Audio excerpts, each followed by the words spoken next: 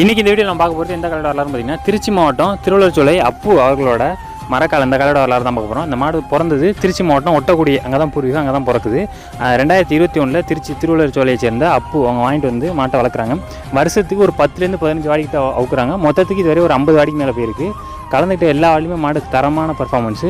ஒரு சில வாடியில் தேங்கி விளையாண்டு பாயுது, ஒரு சில வாடியில் போக்கில் நல்ல தலையை சுழித்து உடம்பை நல்லா ரசித்து போகிற மாதிரி போகுது.